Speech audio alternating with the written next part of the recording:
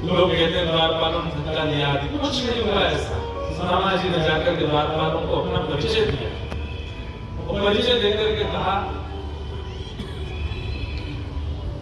हम कृष्ण के बचपन के सखा, एक साथ शांतिपनी गुरुकुल में पढ़े हैं, एक ही थाली में प्रसाद खाते थे। अब मैं तुमको ज्यादा बताऊंगा तो तुमको अतिशयोक्ति लगेगी, एक दूसरे का वस्त्र भी नहीं लेते थे। मैं ठाकुर जी के बचपन के गृह कार्य जो विद्यालय में मिलते तो नहीं करता था। आनंद से सुन रहे हैं द्वारपाल जन, बोले जी हम मानते हैं आपकी बात।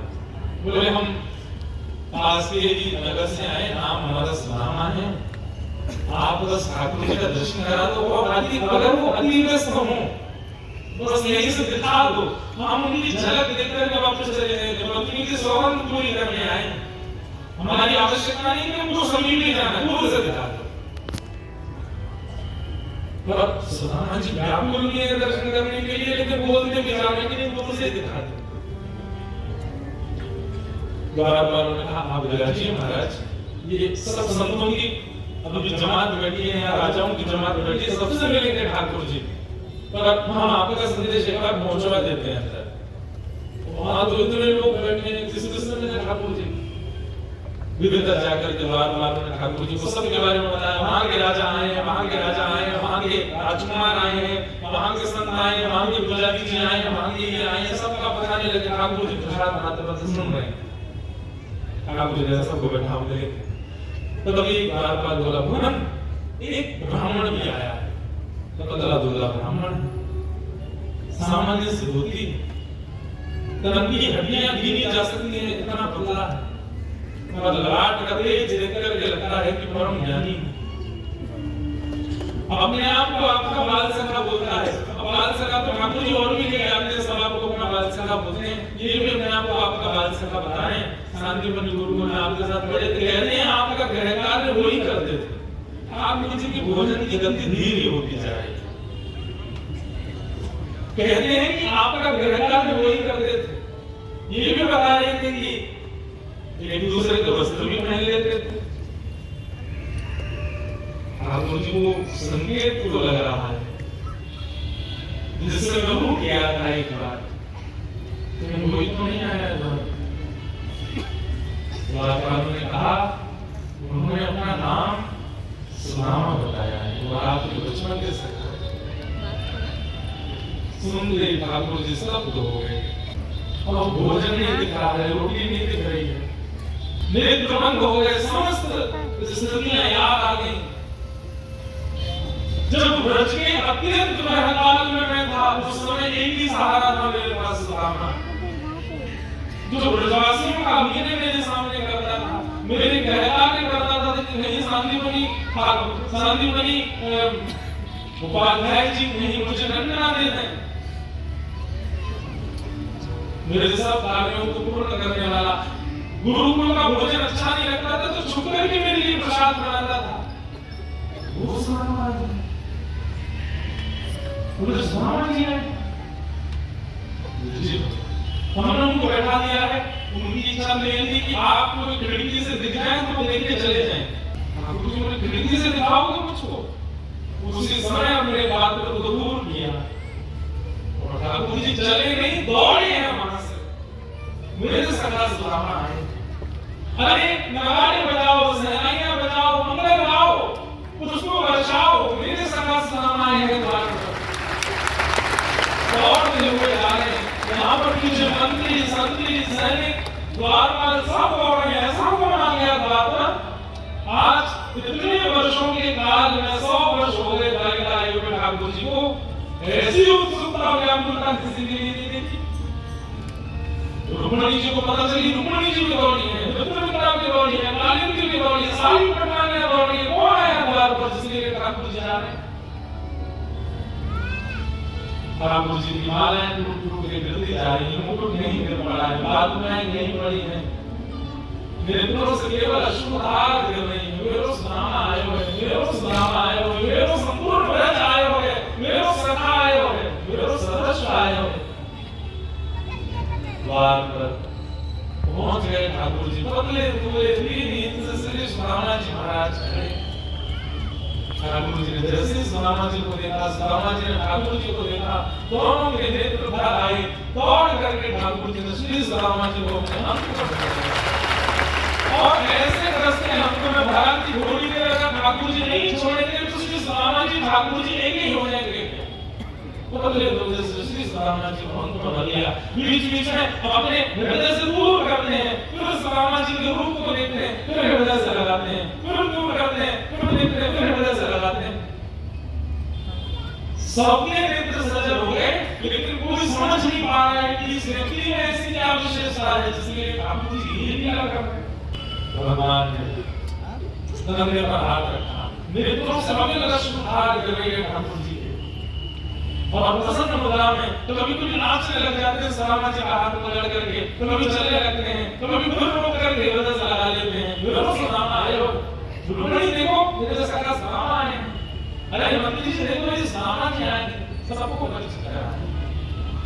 लेकर के अपने भवन में जाने लगे। सुदामा जी को तो इतना संकोच हो रहा है, इतने बड़े बड़े लोग सुदामा जी को ऐसे कटकली लगा करके देख रहे हैं। सुदामा जी कहीं से अपनी धोती छुपा रहे हैं, कहीं से अपनी पोटली छुपा रहे हैं, कहीं मेरी दुर्गंधता देख करके कोई कृष्ण पर प्रश्न ना उठाए, बताओ ऐसा व्यक्ति उसको इतना प्रेम कर रहे हैं।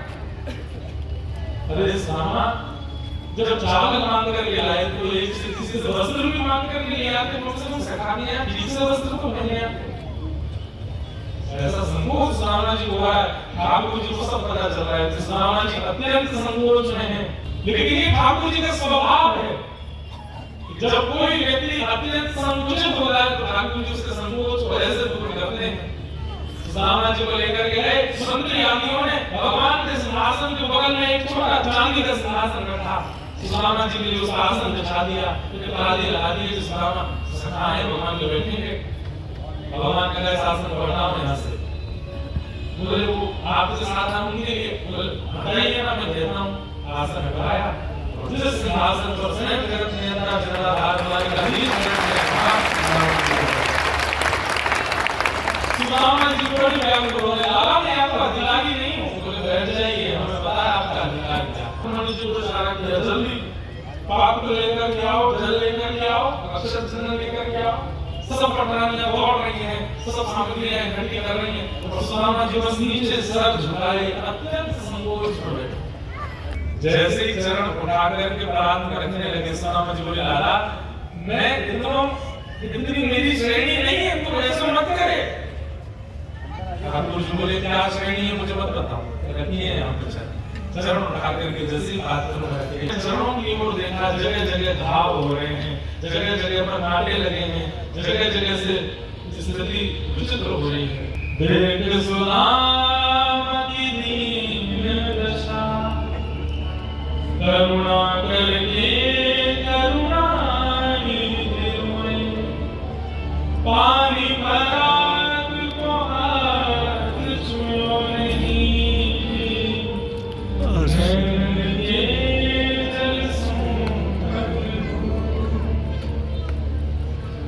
चरणों को देखकर के ठाकुर जी को इतना उदन हुआ, इतनी करुणा आई, इतने व्याकुल ठाकुर जी हो गए कि नेत्रों से निकलने वाले अश्रुओं से इसलिए सुदामा जी के चरण प्रक्षालित कर।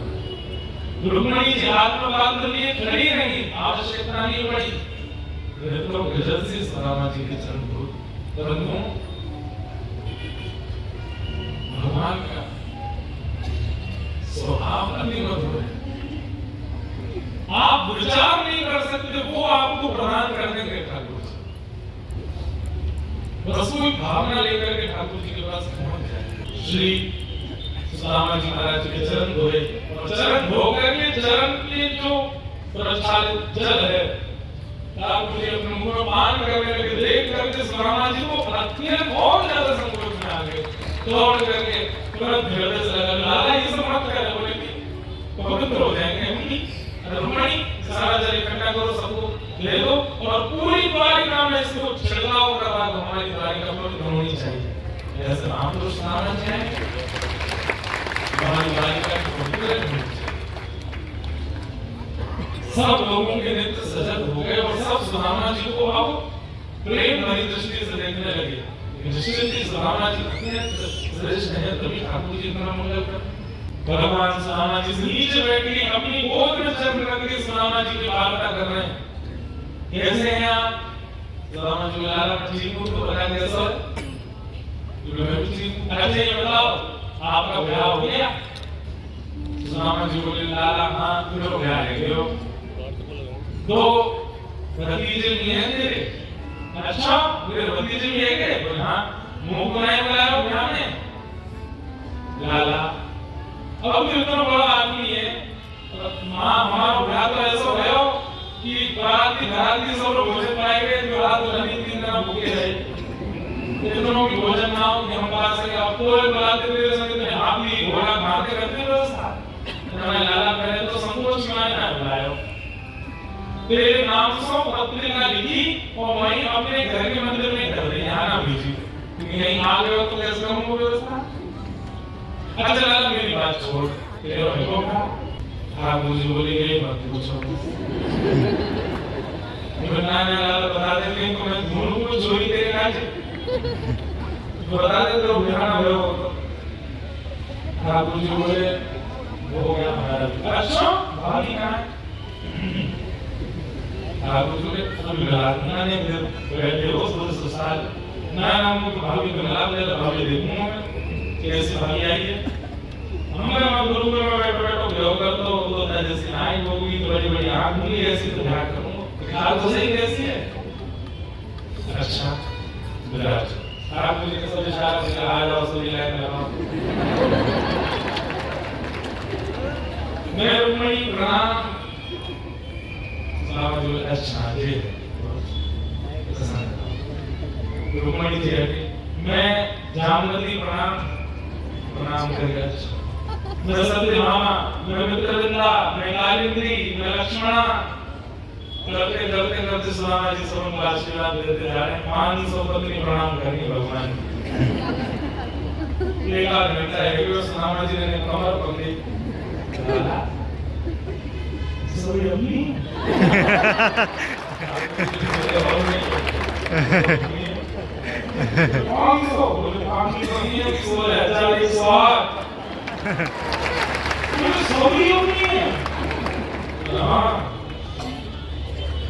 एक तो ये सभाग है, एक बगल में और मामू बैठे हैं, वहां के बगल में बैठे हैं। 4-5 दिन लगे देवी की मैया को कभी कभी मन करे सभी भगवान के मिलो 1 महीना लगा पूरा सभी भगवान के मिलो। सुदामा जी बोले लाला पति तो अकेला कोई है ना, पति अकेला नहीं है। एक काम कर लाला जिंदगी में आशीर्वाद ढूंढो तो आशीर्वाद समारोह के बीच में वैकुंठ धाम में जाओ। काम कर लाला